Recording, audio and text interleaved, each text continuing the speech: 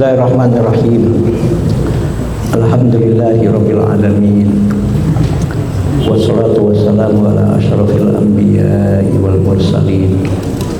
Sayyidina wa habibina wa maulana Muhammadin wa ala alihi wa sahbihi ajmain. Asyhadu an la ilaha illallah wahdahu la syarikalah wa asyhadu anna Muhammadan abduhu wa rasuluh. Faqad qala Allah Ta'ala fi kitabihil karim wa huwa asdaqul qawlin. A'udzu billahi minasy syaithanir rajim. Bismillahirrahmanirrahim. Yarfa'illahu alladhina amanu minkum walladhina utul ilma darajat wa qala alaihi sholatu wassalam may yuridillahu bihi khairan yufaqihu fiddin. Para majelis guru yang saya hormati, anak-anakku sekalian, alumni Pondok Pesantren Nurul Ilmi, yang mudah-mudahan selalu dalam lindungan, ridho, rahmat dan keberkahan dari Allah Subhanahu wa Ta'ala, dan insya Allah diberikan kesuksesan oleh Allah dunia dan akhiratnya. Tidak terasa perjalanan Pondok Pesantren Nurul Ilmi akan memasuki tahun yang ke-13. Alumninya pun insya Allah tahun ini akan diwisuda, yaitu pertengahan bulan Mei bulan akan datang, yaitu alumni ke-8. Alhamdulillah.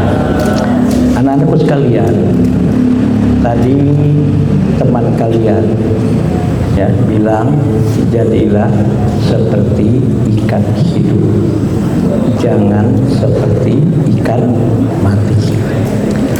Ya memang idealnya seorang santri itu harus tetap seperti ikan hidup, jangan seperti ikan mati. Artinya kalian tuh santri, dan kalian itu ada yang 6 tahun, sedikit sekali yang 5 tahun, bahkan ada yang 3 tahun di Nurul Ilmi. Banyak ilmu dan pengalaman yang kalian dapatkan, banyak cerita yang kalian rasakan, dari yang terkenang mungkin untuk seumur hidup kalian, atau pengalaman-pengalaman yang menyenangkan dan mengasihkan, atau kadang-kadang kenangan yang melelahkan. Itulah perjalanan hidup. Perjalanan hidup itu tidak ada yang selamanya lurus, tidak ada yang selamanya rata, tidak ada yang selamanya lempeng. Pasti suatu saat ada suka, ada duka. Saya tidak malu menceritakan pengalaman hidup saya. Ya, mudah-mudahan pengalaman yang pahit-pahit yang Abi dan Umi alami jangan kalian alami. Ya, terus terang, setelah Abi nikah, ya, setelah Abi nikah tahun 95, dan ketika Abi nikah tuh masih ngambil S2 di Malaysia. Ya Mi ya, masih ngambil S2 di Malaysia. Dan ketika pulang selesai di Malaysia S2, itu ternyata perjalanan hidup baru mulai. Karena waktu di pesantren Darul Rahman mengabdi itu masih di dalam pesantren, walaupun sudah mulai mengabdi 4 tahun. Kemudian ketika saya di Madinah dapat beasiswa, itu masih dunia kuliah, dunia kampus. Ketika di Malaysia ngambil S2 di University of Malaya, dan sebelum itu ngambil postgraduate program dalam in Diploma of Education di IIUM, International Islamic University Malaysia. Itu masih dunia kampus, belum dunia nyata di masyarakat. Ya. Tapi apa yang terjadi dalam perjalanan hidup di dunia nyata, bukan di dunia kampus? Di dunia kampus penuh dengan idealisme. Di dunia kampus penuh dengan cita-cita sebudak. Tapi ketika masuk ke dunia nyata, kehidupan di masyarakat ternyata jauh berbeda dengan dunia kampus. Ya Pak Agung ya. Sehingga waktu itu walaupun sudah nikah dengan Umi, pulang ke Indonesia dengan membawa sarjana S2 dari University of Malaya. University of Malaya itu untuk ukuran dunia termasuk universitas bergengsi ya. Tanya, ini kebetulan Pak Agung Harimurti ini juga alumni University Sains Malaysia ya.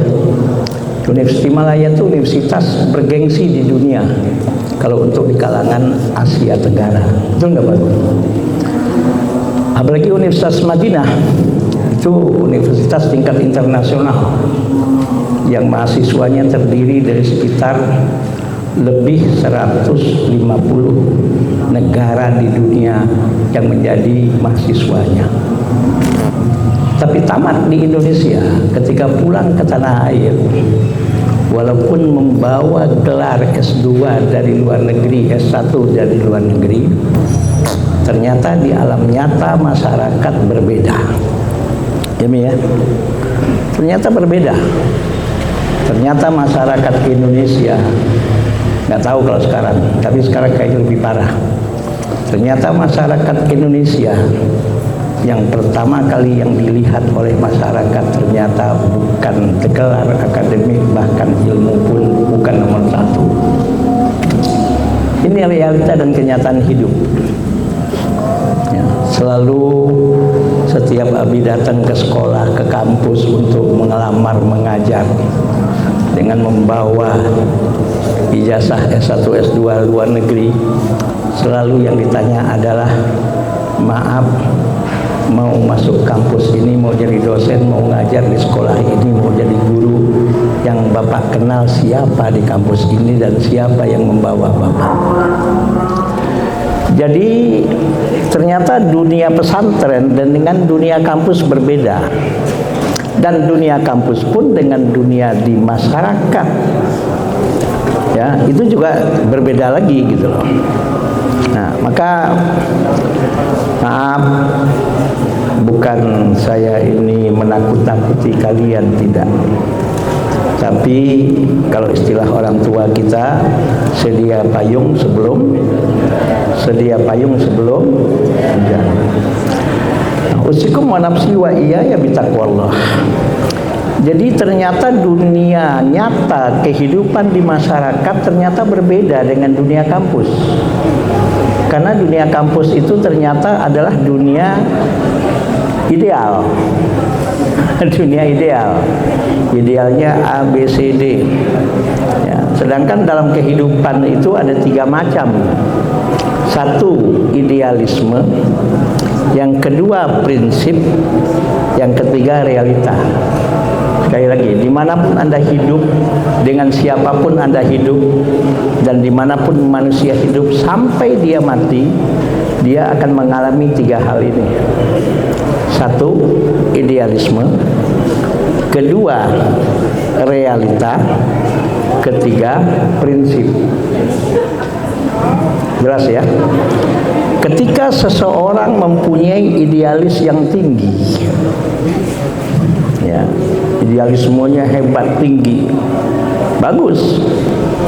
Karena orang yang idealis itu biasanya ketika akan melakukan sesuatu itu enggak serampangan, penuh dengan hitungan, penuh dengan saya melangkah dari mana, caranya bagaimana, selanjutnya bagaimana, dari start sampai ending. Itu orang yang idealis biasanya sudah dipertimbangkan. Bagus. Tapi idealisme saja ya, tanpa ada prinsip. Nah, kita sebagai muslim, kalian sebagai santri, bagaimanapun seorang muslim itu harus punya prinsip. Prinsip hidup seorang muslim itu adalah Dari dia bangun tidur sampai tidur kembali, dimanapun dia berada dan apapun yang dilakukan sampai dia mati, seorang muslim itu harus punya prinsip. Prinsipnya apa? Apapun yang dilakukannya harus bernilai ibadah di hadapan Allah Subhanahu wa taala. Itu satu. Dan prinsip ini tidak boleh hilang. Tidak boleh hilang. Dan prinsip ini sampai kita mengembuskan nafas kita terakhir, apapun yang saya lakukan, dimanapun saya berada, saya harus melakukan sesuatu yang bernilai ibadah kepada Allah Subhanahu wa taala. Itu prinsip. Inilah yang disebut tadi itu, jadilah seperti ikan hidup. Apalagi kaum santri. Ya. Artinya apa? Yang saya lakukan ini satu, niatnya untuk mencari ridho Allah. Itu satu. Yang kedua, selain niat saya dalam melakukan ini, ya Allah, hanya semata untuk mencari ridho-Mu, ya Allah, apa yang saya lakukan ini haruslah sesuatu yang baik dan bermanfaat. Itu aja dulu. Baik untuk siapa? Bermanfaat untuk siapa? Yang paling tinggi Rasul katakan khairun nas anfa'uhum linnas. Kalau bisa manfaat yang kita lakukan, kebaikan yang kita lakukan itu manfaatnya bukan hanya untuk diri kita. Manfaatnya bukan hanya untuk keluarga kita, tapi manfaatnya untuk orang banyak, untuk umat. Otomatis untuk agama kita sebagai umat Rasulullah Sallallahu Alaihi Wasallam. Itu prinsip, jangan sampai hilang prinsip ini. Ya. Sehingga ya kita ini otomatis terjaga dari yang macam-macam itu. Ini kalau prinsip ini hilang, sudah jadikan mati. Prinsip ini, karena apa? Allah yang bilang kok, wa ma khalaqtul jinna wal insa illa tidaklah aku menciptakan makhluk jin dan manusia kecuali untuk beribadah kepadaku. Ya, satu, idealisme harus ada. Kenapa? Orang yang bekerja tanpa idealisme itu biasanya ngaco, ngawur, serampangan, nggak punya visi, nggak punya misi. Ya, sekecil apapun kita harus punya dasar dalam melakukan sesuatu. Sekecil apapun yang kita lakukan harus ada tujuannya untuk apa. Sekecil apapun yang kita lakukan, ya, idealnya jangan keluar kalau kita sebagai seorang muslim dari syariat. Itu idealisme kita. Ya, orang yang tidak punya idealisme itu akan ngawur dan ngaco dan akan kehilangan arah dalam kehidupannya. Paham? Paham?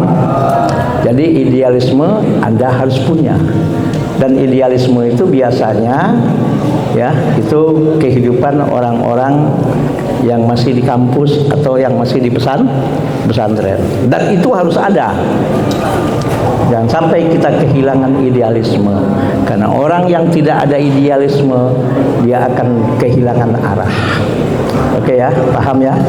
Jadi idealisme kita harus apapun yang kita lakukan jangan keluar dari bingkai syariat. Paham? Paham? Berbisnis silahkan bisnis apapun, tapi bisnis yang tidak keluar dari bingkai syariat. Bergaul dengan siapapun silahkan bergaul, tapi pergaulan yang tidak keluar dari bingkai syariat. Jelas? Ya. Berpolitik silahkan. Saya tidak halangi kalian berpolitik praktis, silahkan. Anda menjadi politisi nanti silahkan, jadi anggota dewan silahkan. Mungkin dari rendah, jadi RT, jadi RW, jadi lurah, jadi camat, jadi bupati atau wali kota, jadi gubernur, bahkan jadi presiden pun tidak mustahil, silahkan. Jelas? Tapi berpolitik yang nggak keluar dari bingkai syariat. Jelas? Jangan sama politiknya santri dengan politiknya maaf orang yang nggak ngerti agama gitu loh. Maka kata Ananda Hilal tadi, ya, kita yang mewarnai, bukan kita yang diwarnai gitu loh. Allahu Akbar. Ya, kita yang mewarnai, jangan kita yang diwarnai. Berbisnis apapun silahkan, tapi bisnis yang tidak keluar dari bingkai syariat silahkan. Saya terus terang saja dari dulu punya prinsip, santri itu tidak harus jadi ustadz, santri itu tidak harus jadi kiai. Santri jadi polisi silahkan, tapi polisi yang santri. Jelas? Santri jadi tentara silahkan, tapi tentara yang santri. Santri jadi apa? Jadi pengusaha, entrepreneur silahkan, tapi pengusaha yang santri. Santri jadi apa lagi? Halo? Jadi saintis silahkan. Silahkan. Anda tahu kenapa Iran tuh kuat sekali? Setelah ternyata saya baca, ya, saya baca Iran itu 70% rakyatnya itu pendidikannya S2. 70% rakyatnya pendidikannya S2. Dan presidennya, syarat jadi presiden di Iran itu minimal pendidikan S2. Jadi kita jangankan S2. Ini yang menyebabkan kita lemah, karena kita nggak menghargai ilmu. Silakan Anda jadi ilmuwan, silakan Anda jadi profesor, dan tidak mustahil. Abi yakin suatu saat santri Nurul Ilmi pasti ada yang jadi profesor. Amin. Amin. Tapi seorang ilmuwan yang santri. Anda berdagang apapun silahkan, buka usaha silahkan. Anda ahli dalam bidang travel, buka yang namanya travel. Anda ahli dalam bidang wisata, buka bisnis wisata silahkan. Silahkan. Ingat, pintu rezeki itu justru Allah buka 9 pintu itu dari bisnis. Ya. Pintu rezeki itu dari 10 pintu, justru 9 pintu itu Allah buka dari bisnis. Maaf, bukan jadi pegawai, bukan jadi pekerja, tapi jadi dari bisnis. Dari yang disebut dengan entrepreneurship, pengusaha. Yang menguasai dunia, tadi saya dengar, kenapa kok Amerika sama Israel ini kok nggak bisa lengket banget gitu loh. Kepentingan Amerika dibantu oleh Israel, kepentingan Israel di backup oleh Amerika. Kenapa? Karena ternyata pengusaha sukses di Amerika itu mayoritas orang Yahudi yang mempunyai perusahaan-perusahaan strategis dan perusahaan-perusahaan yang betul-betul, maaf ya, strategis di Amerika itu ternyata owner-ownernya adalah kaum Yahudi, orang Yahudi. Maka bagaimanapun siapapun presiden Amerika, dia pasti akan membela kepentingan Yahudi. Nah, kenapa orang Yahudi kok begitu dibela betul oleh siapapun presiden Amerika? Karena ternyata pengusaha-pengusaha, owner-owner perusahaan yang bonafit itu ternyata hampir semua adalah Yahudi. Jelas? Paham? Jadi bagaimanapun politisi, dia butuh pengusaha. Karena dalam berpolitik, biaya politik tidak sedikit. Tapi kenapa kok orang Yahudi mau membiayai Amerika? Karena Amerika adalah negara superpower. Dia juga butuh.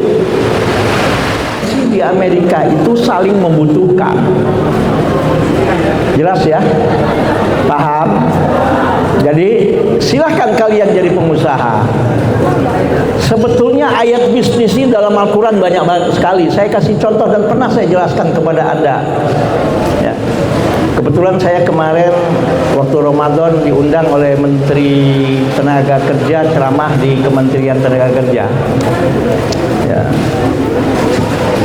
Tema ceramahnya ya tentang vokasi ya, skill. Saya bilang ayat Al-Quran yang menjelaskan tentang vokasi itu banyak, saya bilang. Tentang keterampilan, tentang skill itu banyak, saya bilang. Mungkin yang jarang terpikir di kita, saya bilang. Sampai ayat Aqimus Sholah itu ayat apa? Ayat bisnis, saya bilang. Ayat vokasi. Ayat yang menjelaskan tentang keterampilan, tentang bisnis, dan tentang entrepreneurship, saya bilang.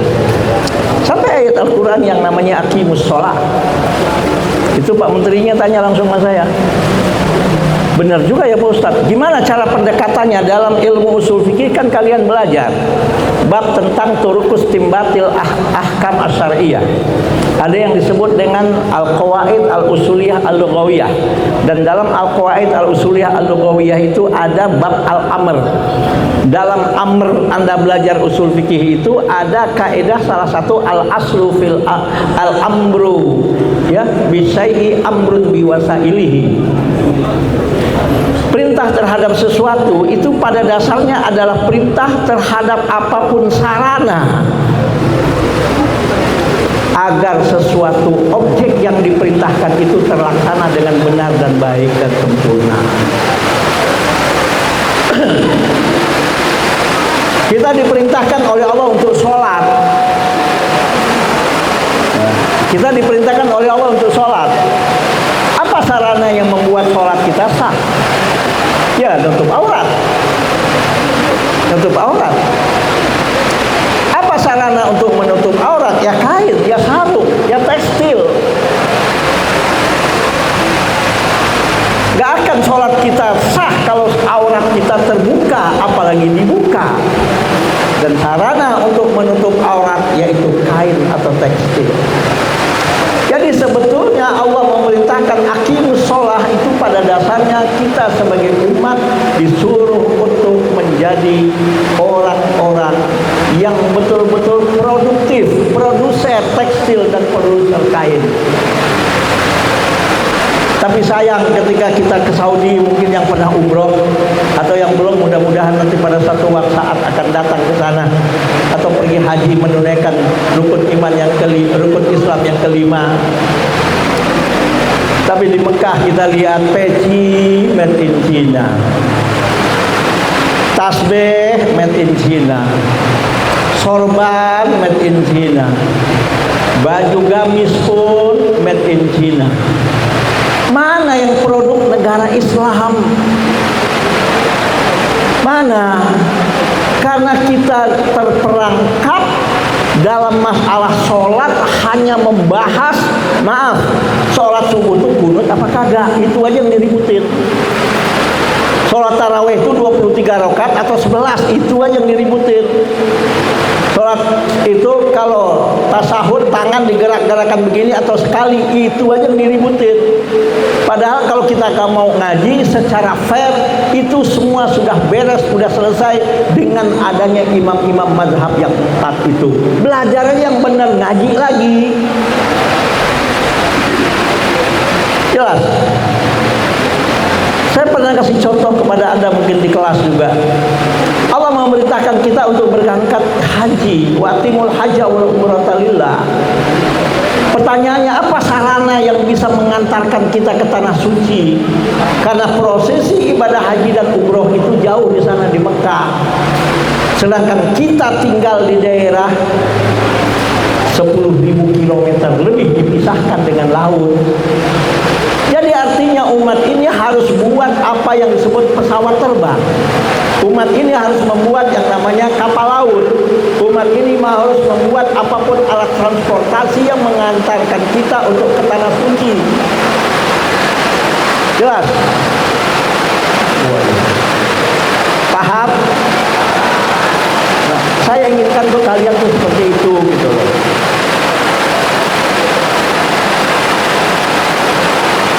Oke, sedikit. Nah, ini akan kesulitan kalau kita tidak berkolaborasi, kita tidak menjalin silaturahim.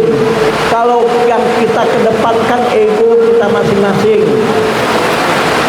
Ya, paham? Disinilah mulailah Anda jangan putus silaturahim dengan kawan-kawan Anda. Jangan putus silaturahim dengan guru-guru kalian. Jangan putus silaturahim dengan orang yang sudah terhubung dengan kalian. Supaya apa? Suatu saat kalian pasti butuh mereka dan saling membutuhkan. Karena kita hidup di dunia itu gak bisa sendiri. Jelas? Tapi tetap karena kita adalah santri, kalian kalau jadi pejabat, pejabat yang santri. Kalau kalian polisi, polisi yang santri. Kalau kalian tentara, tentara yang santri. Kalau kalian sebagai pedagang, pedagang yang santri. Artinya seperti ikan hidup. Hidup dengan apa? Dengan bingkai syariat, tidak keluar dari ajaran Allah. Hidup dengan apa? Tujuan kita hanya untuk beribadah secara utuh menurut apa yang diinginkan oleh Allah. Wa ma khalaqtul jinna wal insa illa liya'budun. Saya rasa cukup ya. Mudah-mudahan ini bisa menjadi tolak pikir kalian ya. Terus terang aja Nurul Ilmi ini kalau bukan karena silaturahim Abi dengan teman-teman dulu di pesantren, teman-teman dulu di kuliah, dengan para jemaah, mungkin Abi akan kesulitan untuk membangun seperti ini. Kita itu selain mempunyai idealisme yang kuat, juga prinsip yang kokoh, kita juga harus tahu realita hidup, kenyataan yang ada di alam nyata. Ya, makanya itu supaya kita itu sukses, kita nggak bisa sendiri. Anda nggak bisa sendiri. Sebab apa? Karena realita hidup itu kadang-kadang tidak seperti idealisme kita, tidak seperti apa yang harus kita pertahankan sesuai prinsip. Betul nggak Bang? Jadi ada hal yang punya realita. Nah, disinilah ya dalam menghadapi dalam realita hidup itu kadang-kadang kita harus mundur, tapi untuk maju. Jelas? Sebab kalau kita hantam terus, sementara realitanya kita belum punya kekuatan, habis kita. Ngerti? Jadi realita itu kadang-kadang, waduh, ini kita nggak bisa ini. Kalau maju terus hancur kita ini. Maka kita harus mundur. Kalau memang harus mundur, tapi mundur untuk maju. Jelas? Nah, realita kadang-kadang, waduh. Ini kalau saya ngotot dengan idealisme saya dan dengan prinsip saya, ini kacau ini, bisa gagal total nih.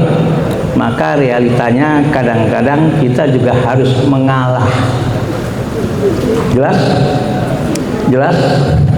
Sebab kalau kita ngotot, ya, ingat, orang yang punya idealismenya tinggi, prinsipnya hebat, tapi nggak realistis, itu bisa menjadi keras, susah diatur, keras kepala. Biasanya orang banyak yang nggak suka kepada orang yang keras kepala. Itu aja. Iya, jadi anak batu. Oke. Nah, kita punya idealisme realistis, tapi nggak punya prinsip, gampang dijebol orang. Idealismenya hebat, realistis, tapi nggak punya prinsip. Wah, ini mah gampang dinego ini mah. Ah, ini dikasih duit sekian juga diem. Nah, ini dikasih ini juga udah diem. Oke. Dia punya prinsip, ya, kemudian realistis, tidak punya idealisme, itu akan ngawur dan ngaco dan gak jelas arahnya. Oke. paham, ini perlu saya sampaikan karena kalian saya lihat sudah mulai banyak yang keluar dari kampus, sudah mulai membina rumah tangga. Jadi 3 hal ini ya. 1, idealisme, 2, prinsip, 3, realita. Dalam realita hidup, suatu saat kalau memang kita harus ngalah. Tapi tetap idealisme dan prinsip jangan hilang. Kalau memang suatu saat kita harus mundur. Tapi mundur untuk maju. Jangan ngotot. Makanya itu dalam Islam itu jangan la takun bisan patu soro wala ya, jangan kau menjadi orang yang keras, kau akan dipecahkan. Tapi jangan juga engkau menjadi orang yang lembek. Kalau engkau lembek juga engkau akan ditindas. Paham? Ya, keras kepala enggak boleh, kita akan dihancurkan. Lembek juga enggak boleh, kita akan diinjak.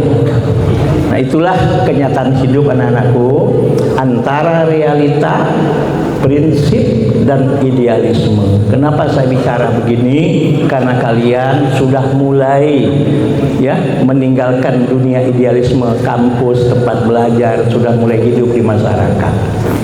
Oke, maka disitulah perlunya teman, perlunya tim, perlunya kawan, dan disitulah perlunya jangan kita menjadi orang yang selalu bermasalah kalau kita berada di komunitas kita. Maaf, perlu saya sampaikan, jangan jadi orang yang mempunyai jiwa toksik. Paham? Maunya cuma dibantu aja, ngebantu gak mau. Mau cuma dikasih aja, tapi gak mau dikasih, gak mau memberi. Kadang-kadang orang yang kadang-kadang memberi belum tentu punya dia karena kasihan aja sama kita. Kadang-kadang maaf, teman kita ngebantu segini, cuma segini dia bantu, diomongin. Jangan jadi manusia toksik. Jelas? Toksik. Baca aja nantilah ya di ChatGPT, ataupun di Google apa itu mental toksik. Ingat, jangan bermental toksik. Jadilah khairun nas anfa'uhum linnas. Jadilah khairun nas ahsanuhum khuluqan. Manusia, masyarakat tidak melihat ilmu Anda kalian duluan, yang dilihat adalah akhlak. Karena itu ya, karena kita juga harus realistis, kalian harus punya banyak skill, banyak keterampilan.